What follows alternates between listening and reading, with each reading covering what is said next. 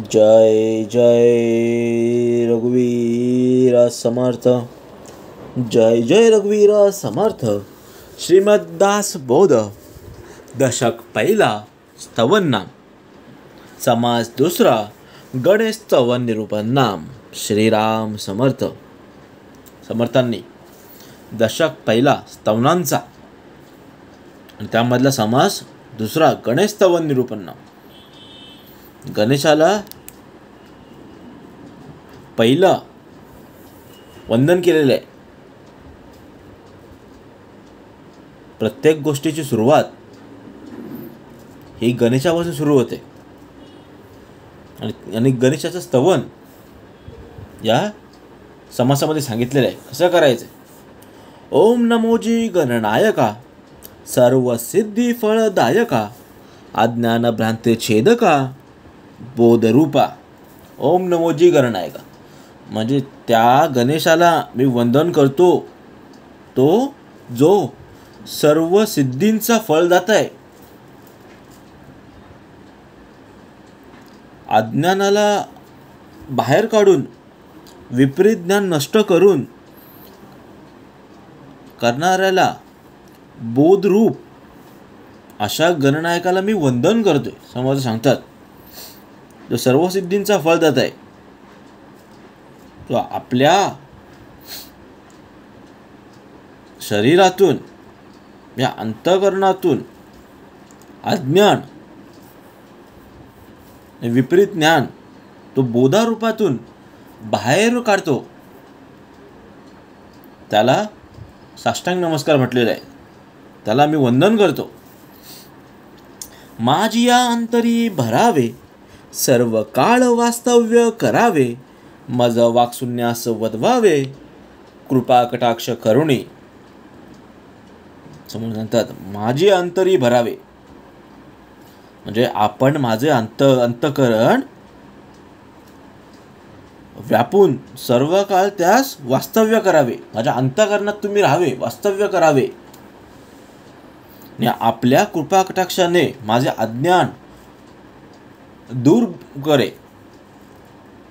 अज्ञान दूर करून माझ्या मुखाने उपासना करून घ्या, भक्ती करून घ्या, ग्रंथ वाचन करून घ्या. ते दिले. माझे अंतरी भरावे सर्व काळ वास्तव्य करावे.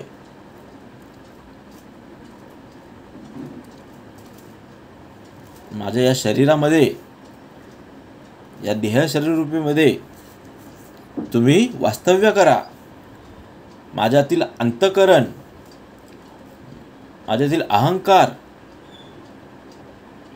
माझ्या अंतकरणातील अहंकार 8 गुण दिलेत ते बाहेर काढून काम, क्रोध, मद, मत्सर, दंभ, संशय, चिंता हे दूर करा आणि माझ्या मुखाने भक्ती करून घ्या, निरूपण करून घ्या, उपासना करून घ्या. कृपा कटाक्ष करुणी. तुझ्या कृपेचे न बळे वितुळते भ्रांतीचे पडळे आणि विश्वभक्षक काळे दास्यत्व केजे. म्हणजे तुझ्या कृपेचे न बळे म्हणजे तुझ्या कृपेच्या योगे या भ्रांतीची पटले जी आहेत ती सर्व विरघळून जातात, पडून जातात, वितळून जातात. एवढंच नवं तर विश्वभक्षकी आहे, काळही आहे, ते तुझ्या कृपाने दास बनतात. जे जे काही आहे ते सर्व नाश पावते. येता कृपेची निज उडी वेगने कापती बापुडी होऊ न जाती देश धडी नाम मात्रे. म्हणजे समजत एका कृपेची निज उडी. जर गणेशाची कृपा झाली तर विघ्ने चळा जरा जरा कापू लागतात, नाहीसे होतात. पण फक्त त्याच्या एका नामस्मरणाने ती देशोधडीला लागतात. नामस्मरणामध्ये एवढी ताकद आहे, उपासनामध्ये एवढी ताकद आहे की फक्त नाम मात्र जरी केलं तुम्ही तरी तुमची जी विघ्न आहेत ती आपोआप नाहीशी होतील, देशोधडीला लागतील. मनोन नामे विघ्नहर आम्हा अनाथांचे माहेर, आदी करुणी हरिहर, अमर वंदिती. म्हणून आम्ही विघ्नार, म्हणून गजाननाला विघ्नार असं म्हटलेलं आहे. तो लोकांचे विघ्न दूर करतो, विघ्न हरतो, म्हणून त्याला विघ्नहर नावाने संबोधलेलं आहे. आणि अनाथांचे माहेरघर म्हणून आमच्यासारख्या अनाथांचा तो नाद बनलेला आहे, ज्याने आधार दिलेला आहे त्याचाच मोठा आधार वाटतो. आणि आदी करुणी हरहर अमर वंदिती, म्हणजे हरादी देवही त्याला वंदन करीत असतात. वंदुनिया मंगलनिधी, कार्य करिता सर्व सिद्धी, आघाद अडथळी उपाधी, बांधू सकेना. म्हणजे समज सांगतात वंदुनिया मंगलनिधी म्हणजे सर्व मंगळांचे निदान अशा गणेशाला वंदन करून कार्यारंभ केला की त्या कार्यात सर्व प्रकारे यश प्राप्त होते आणि सर्व अडथळे नाहीसे होतात. पण ते करत असताना संकटे, अडथळे इत्यादी कसलीही बाधा होऊ शकत नाही.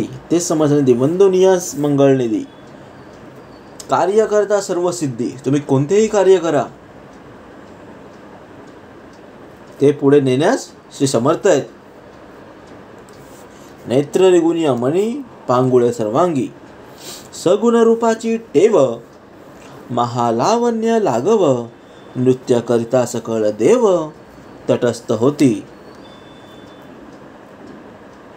गणेशाच्या सगुण रूपाचे लावण्य आणि कौशल्य हे अत्यंत चित्तदर्शक आहे. तो जेव्हा नृत्य करू लागतो तेव्हा सर्व देहभान विसरून तटस्थ होऊन त्याच्याकडे पाहत राहतात.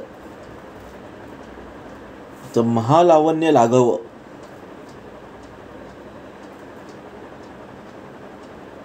तिचं आकर्षक होतं, चित्त आकर्षक होतं, त्याचं सौंदर्य, त्याची लावण्य ठेव, त्याची लागव, सगुण रूपाचे लावण्य कौशल्य अत्यंत आहे. सर्व काळ मदोन्मत, सदा आनंदे डुळत, हर्षोरे निर्बळ उद्दित, सुप्रसन्न वदनू. म्हणजे सर्व काळ मदोन्मत, सदा आनंदे डुळत म्हणजे त्याच्या गंडस्थळातून सतत मद गळत असतो आणि तो सदा आनंदाने डुळत असतो. आणि प्रत्येक अत्यंत आनंदाने उल्लसित झालेले त्याचे सुप्रसन्न वदन आपलं चित्त आकर्षित करत असतं. समर्थांनी गणेशाचं वर्णन केलेलं आहे. गणेश कसं आहे तर आपण आता हळूहळू त्यांचं वर्णन ऐकतोय, श्रवण करतोय. भव्य रूप वितंड, भीममूर्ती महाप्रचंड, विस्तीर्ण मस्तकी उदंड, सिंदूर चर्चिला. म्हणजे भव्य रूप वितंड म्हणजे त्याची त्याचं रूप भव्य दिव्य आहे. देह अत्यंत विशाल आहे, मोठं आहे, महाप्रचंड आहे. त्याचा भाल प्रदेश विस्तीर्ण आहे आणि त्यावर तो सिंदूर लावलेला आहे. आणि तो चर्चिला आहे, सिंदूर लावलेला आहे आणि तो विस्तीर्ण आहे. नाना सुगंध परिमळे, थबथबा गळती गंडस्थळे, ते आली षटपद कुळे, झुंकार शब्दे. म्हणजे त्याच्या गंडस्थळातून धबधबा मदस्राव होतो. त्या मदस्रावातून दरवळणाऱ्या सुगंधाचा परिमळामुळे आकर्षण जाऊन भुंग्यांचे थवे मधुर गुंजराव करत असतात आणि त्या गंडस्थळाभोवती रुंजी घालतात, फेऱ्या मारतात. मुरडी व सुधादंड सरळे, शोभे अभिनव आवाळे, लंबित अक्षर तीक्ष्ण गळे, क्षणाक्षणामंद सत्वी. म्हणजे मुरडी व सुधादंड सरळे म्हणजे गणेशाची सोंड ही मोठ्या सोट्यासारखी आहे, सरळ आहे पण टोकास मुरडलेली आहे. आणि कपाळावर 2 सुंदर आवाळे आहेत ते त्याला शोभून दिसतात. खालचा ओठ जरा लोंबलेला असतो, म्हणजे लोंबलेला असला तरी उग्रगंध असलेला मध त्याच्या क्षणाक्षणाला गळत असतो. 14 विद्यांचा गोसावी, हरस्व लोचन ते हिरावी, लवलवित फडकावी, फडे फडे कर्ण थापा. समोर सांगतात 14 विद्यांचे गोसावी. गणेश हा 14 विद्यांचा स्वामी आहे. त्याचे डोळे फार लहान आहेत. त्याची सृष्टी सूक्ष्म दृष्टीने सर्व न्याहाळून पाहतात. त्याचे कान एवढे मोठे आहेत, लवलवीत आहेत की त्यांना सुपासारखी सर्व मतलब तो फडफडतो, हलवत असतो. आणि जेव्हा तो कान हलवतो तेव्हा फडफड आवाज येतो. रत्नखचित मुकुटे झळाळ, नाना सुरंगी फाकती खेळ, कुंडळे तळपती नीळ, वारी जडली झमकती. समर्थ पुढे देहाचं वर्णन करतायत. रत्नखचित मुकुटी जळाळ म्हणजे त्याच्या मस्तकावर नाना रत्नांची जड जडवलेली आहे. असा जो रत्नजडित मुकुट आहे त्यातून नाना रंगांच्या प्रकाशाचे किरण सर्वत्र पसरलेले आहे, फाकलेले आहे. आणि अपूर्व झळाळीने त्याचे डोळे जणू दिपतात. आणि कानात नीलमण्याने जडलेली कुंडळे ही झगमगत असतात. दंत शुभ्र सद्दट, रत्नखचित हेम कट्ट, तया तळवटी पत्रे नीट, तळपती लघु लघु. म्हणजे दंत शुभ्र सद्दट म्हणजे त्यांचं जे दात आहेत ते पांढरं शुभ्र आहेत, ठसठसीत आहेत. त्यांच्या टोकाला सुवर्णांची रत्नजडीची कडी आहे आणि त्यांच्या खालच्या बाजूला छोटी छोटी सोन्यांची पानं तळपलेली आहेत, तळपत असतात. लवलवित मलपे धोंद, वेष्टित कट्ट नागबंद, शूद्र घटिका मंद मंद, वाजती झनत्कारे. पुढे समर्थ वर्णन करतात. लवलवित मलपे धोंद म्हणजे त्याचं पोट जे आहे ते लवलवित आहे, सारखं हलत असतं. त्यामुळे त्याला सर्पाचा काळा दोरा वेढलेला आहे, बांधलेला आहे. आणि कमरेच्या साखळीच्या छोट्या छोट्या घुंगरांचा मंद मंद मधुर ध्वनी ऐकू येत राहतो. वाजती झनत्कारे, शूद्र घटिका मंद मंद वाजती झनत्कारे.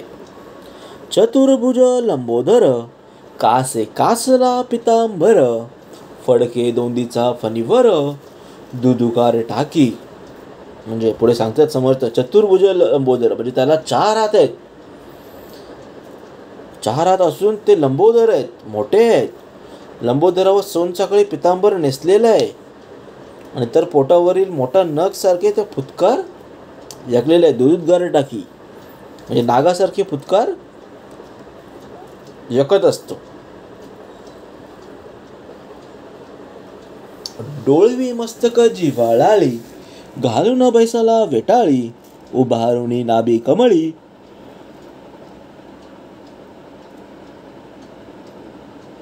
टकमका पाहे म्हणजे तो नाग.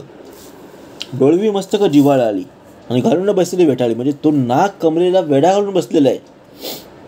आणि गणेशाच्या नाभी कमळाजवळ फणा उभारून त्याला मस्तक करत आहे. आणि मस्तक करत डोळवत जीभ चाटत सर्वत्र टकमका पाहत आहे. हे समर्थांनी वर्णन केलेलं आहे. नाना याती कुसुम माळा, व्याळ पर्यंत रुळती गळा, रत्न जडित हृदय कमळा, वरी पदक शोभे म्हणजे त्याच्या गळ्यात विविध जातीच्या फुलांच्या माळा आहेत. कमरेतील सापापर्यंत पोचतील अशा लांबलचक रुळत आहेत. आणि हृदयावर रत्नजडित हारातील पदक आणि अत्यंत शोभून दिसतं. रत्नजडित माळा आहेत, हिरे आहेत.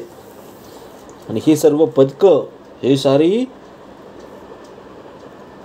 दागिने सुवर्ण हे अत्यंत त्यांना शोभून दिसतं. शोभे फरशाने कमळ, अंकुश तीक्ष्ण तेजाळ, एक करी मोदक गोळ, तयावर याती प्रेती. समर्थ सांगतात शोभे फरशा आणि कमळ म्हणजे त्याच्या 4 हातामध्ये एका हातात परशु आहे, तर एका हातात कमळ आहे, एका तर तिसऱ्या हातात तीक्ष्ण व तेजस्वी अंकुश आहे, तर एका हातात त्याला अत्यंत प्रिय असणारा त्याच्या हातात मोदक आहे. जो चवीचा मोदक आहे, गोड गोळा त्याला शोभून दिसतो. हे 4 वस्तू त्याच्या हातात आहेत. नटनाट्य कळा कुसरी, नाना छंदे नाना नृत्य करी, टाळ मृदंग बरोबरी, उपांग होकारे. जे नटनाट्य कलाकुसरी. गणेश हा नृत्य नाट्य इत्यादी कलामध्ये अत्यंत कुशल आहे. आणि टाळ मृदंगाच्या ताळावर नृत्यांचे उपांग आणि हुंकार हे करीत नाना प्रकारचे नृत्य करीत असतात.